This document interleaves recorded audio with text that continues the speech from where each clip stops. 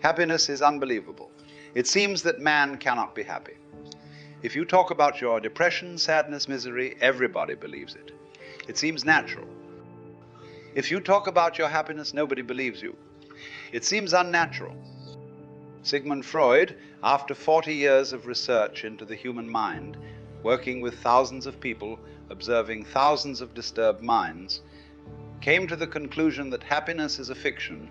Man cannot be happy. At the most, we can make things a little more comfortable, that's all. At the most, we can reduce unhappiness a little, that's all but happy. Man cannot be. This sounds very pessimistic. But if you look at humanity, it seems to be exactly the case. It seems to be a fact. Only human beings are unhappy. Something deep down has gone wrong. I say this to you on my own authority. Human beings can be happy, more happy than the birds, more happy than the trees, more happy than the stars. Because human beings have something that no tree, no bird, no star has. They have consciousness. But when you have consciousness, two alternatives are possible. Either you can become happy or you can become unhappy. Then it is your choice. Trees are simply happy because they cannot be unhappy. Their happiness is not their freedom. They have to be happy. They don't know how to be unhappy. There is no alternative for them. The birds chirping in the trees are happy not because they have chosen to be happy. They are simply happy because they don't know any other way to be. Their happiness is unconscious. It is simply natural. Human beings can be tremendously happy and tremendously unhappy, and they are free to choose. This freedom is hazardous. This freedom is very dangerous because you become responsible. And something has happened with this freedom. Something has gone wrong. Man is somehow standing on his head. People are seeking meditation. Meditation is needed only because you have not chosen to be happy. If you have chosen to be happy, there is no need for any meditation. Meditation is medicinal. If you are ill, then the medicine is needed. Once you have started choosing happiness, once you have decided that you will be happy, then no meditation is needed. Then meditation starts happening of its own accord. There are so many religions because so many people are unhappy. A happy person needs no religion. A happy person needs no temple, no church. Because for a happy person, the whole universe is a temple. The whole of existence is a church. The happy person does not pursue religious activity because his whole life is religious. Whatever you do with happiness is a prayer. Your work becomes worship. Your very breathing has an intense splendor to it, a grace. Happiness happens when you fit with your life, when you fit so harmoniously that whatsoever you are doing is your joy. Then suddenly you will come to know that meditation follows you. If you love the work that you are doing, if you love the way you are living, then you are meditative.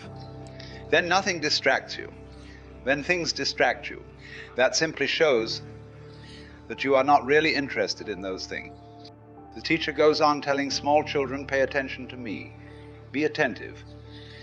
They are attentive, but they are attentive to something else. A bird is singing with all its heart outside the school building, and the child is attentive to the bird. Nobody can say he is not attentive. Nobody can say he is not meditative. Nobody can say he is not in deep concentration. He is. In fact, he has completely forgotten the teacher and the arithmetic that the teacher is doing on the board. The child is completely oblivious to all that. He is utterly possessed by the bird and its song. But the teacher says, be attentive. What are you doing? Don't be distracted. In fact, the teacher is distracting the child. The child is attentive. It is happening naturally. Listening to the bird, he is happy. The teacher is distracting him. The teacher says, you are not being attentive. The teacher is simply lying. The child was attentive. The bird was more attractive to him, so what can he do? The teacher was not so attractive. The arithmetic had no appeal. We are not put here on earth to be mathematicians. There are a few children who will not be interested in the bird. The song of the bird may go on getting louder and louder, and they will be attentive to the blackboard. Then arithmetic is for them. Then they have a meditation, a natural meditative state when it comes to mathematics. We have been distracted into unnatural preoccupations. Money, prestige, power. Listening to the birds is not going to give you money. Listening to the birds is not going to give you power, prestige. Watching a butterfly is not going to help you economically, politically, socially. These things are not profitable, but these things make you happy. A real human being takes the courage to move with things that make him happy. If he remains poor, he remains poor. He has no complaint about it. He has no grudge. He says, I have chosen my way. I have chosen the birds and the butterflies and the flowers. I cannot be rich. That's okay. I'm rich because I'm happy. But human beings have gone topsy-turvy. I was reading. Old Ted had been sitting on the edge of the river for some hours without getting a bite. The combination of several bottles of beer and a hot sun caused him to nod off, and he was completely unprepared when a lively fish got himself hooked, tugged at his line and woke him up. He was caught completely off balance, and before he could recover, found himself in the river. A small boy had been watching the proceedings with interest. As the man struggled to get out of the water, he turned to his father and asked, Dad, is that man catching a fish, or is that fish catching a man? Man has gone completely topsy-turvy. The fish is catching you and dragging you. You are not catching the fish. Wherever you see money, you are no longer yourself. Wherever you see power, prestige, you are no longer yourself. Wherever you see respectability, you are no longer yourself. Immediately you forget everything. You forget the intrinsic values of your life, your happiness, your joy, your delight. You always choose something from the outside, and you bargain for it with something from the inside. You gain the without and you lose the within. But what are you going to do? Even if you get the whole world at your feet and you have lost yourself, even if you have conquered all the riches of the world and you have lost your own inner treasure, what are you going to do with your riches? This is the misery. If you can learn one thing, that one thing is to be alert, aware about your own inner motives, about your own inner destiny. Never lose sight of it, otherwise you will be unhappy. And when you are unhappy, people will say, meditate and you will become happy. They say, pray and you will become happy. Go to the temple, be religious, be a Christian or a Hindu and you will be happy. This is all nonsense. Be happy and meditation will follow. Be happy and religiousness will follow. Happiness is the basic condition. But people become religious only when they're unhappy. Then their religion is pseudo. Try to understand why you are unhappy. Many people come to me and they say they are unhappy and they want me to give them some meditation. I say first, the basic thing is to understand why you are unhappy. If you don't remove those basic causes of your unhappiness, you can meditate, but that is not going to help very much, because the basic causes will remain there. Someone may have been a beautiful dancer and she is sitting in an office, piling up files. There is no possibility for dance. Someone may have enjoyed dancing under the stars, but he is simply accumulating a bank balance. And these people say they are unhappy. Give me some meditation to do. I can give it. But what is that meditation going to achieve? What is it supposed to do? They will remain the same persons, accumulating money, competitive in the marketplace. The meditation may help in making them a little more relaxed, so that they can do this nonsense even better. You can repeat a mantra, you can do a certain meditation. It can help you a little bit here and there, but it can only help you to remain whatever you are. It is not a transformation. Hence, my approach is for those who are really daring, for the daredevils who are ready to change their very pattern of life, who are ready to stake everything. Because in fact, you don't have anything to stake. Only your unhappiness, your misery. But people cling even to that. I have heard in a remote training camp, a squad of rookies had just returned to their billet after a day's march under the broiling sun. What a life, said one new soldier. Miles from anywhere, a sergeant who thinks he's Attila the Hun, no women, no booze, no leave. And on top of all that, my boots are 2 sizes too small. You don't want to put up with that, chum, said his neighbor. Why don't you put in for another pair?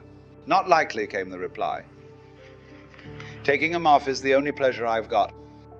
What else do you have to stake? Just your misery. The only pleasure you have is talking about it. Look at people talking about their misery, how happy they become. They pay for it. They go to psychoanalysts to talk about their misery. They pay for it. Somebody listens attentively and they are very happy. People talk about their misery again and again and again. They even exaggerate.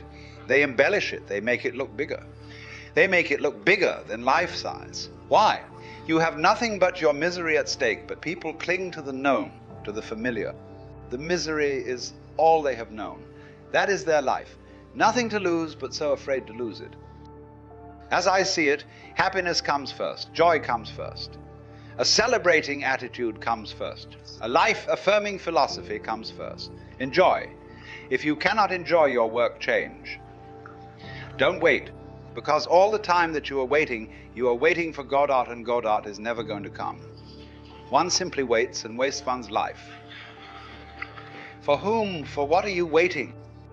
If you see the point that you are miserable in a certain pattern of life, then all the old traditions say you are wrong. I would like to say the pattern is wrong. Try to understand the difference of emphasis. You are not wrong, just your pattern. The way you have learned to live is wrong. The motivations that you have learned and accepted as yours are not yours. They don't fulfill your destiny. They go against your grain, they go against your element. Remember it. Nobody else can decide for you. All their commandments, all their orders, all their moralities serve to cripple you. You have to decide for yourself. You have to take your life in your own hand. Otherwise, life goes on knocking at your door and you are never there. You are always somewhere else. If you were going to be a dancer, life comes from that door because life thinks you must be a dancer by now. It knocks on that door, but you are not there. You are a banker. How is life expected to know that you would become a banker? Life comes to you the way your nature wanted you to be. It knows only that address. But you are never found there. You are somewhere else, hiding behind somebody else's mask, in somebody else's garb, in somebody else's name. Existence goes on searching for you.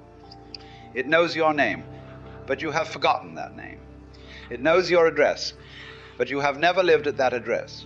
You allowed the world to distract you. I dreamt I was a kid last night, Joe was telling Al, and I had a free pass to all the rides at Disneyland. Boy, what a time I had. I didn't have to choose which rides to go on. I rode them all. That's interesting, remarked his friend. I had a vivid dream last night, too. I dreamt a beautiful blonde knocked on my door and overwhelmed me with her desire. Then, just as we were getting started, another visitor, a gorgeous, well-stacked brunette, came in and wanted me too. Wow, interrupted Joe. Boy, would I have loved to be there. Why didn't you call me? I did, responded Al. And your mother told me you were at Disneyland. Your destiny can find you in only one way, and that is your inner flowering as existence wanted you to be. Unless you find your spontaneity, unless you find your element, you cannot be happy. And if you cannot be happy, you cannot be meditative. Why did this idea arise in people's minds that meditation brings happiness? In fact, wherever they found a happy person, they always found a meditative mind. The two things became associated. Whenever they found a beautiful meditative milieu surrounding a person, they always found that person was tremendously happy, vibrant with bliss, radiant. They became associated. People thought happiness comes when you are meditative. It is just the other way around. Meditation comes when you are happy. But to be happy is difficult, and to learn meditation is easy. To be happy means a drastic change in your way of life, an abrupt change because there is no time to lose. A sudden change, a discontinuity with the past. A sudden clash of thunder and you die to the old and you start afresh from ABC. You again start your life as you would have done if there had been no pattern enforced by your parents, by your society, by the state. As you would have done, must have done, if there had been nobody to distract you. But you were distracted. You have to drop all those patterns that have been forced on you, and you have to find your own inner flame.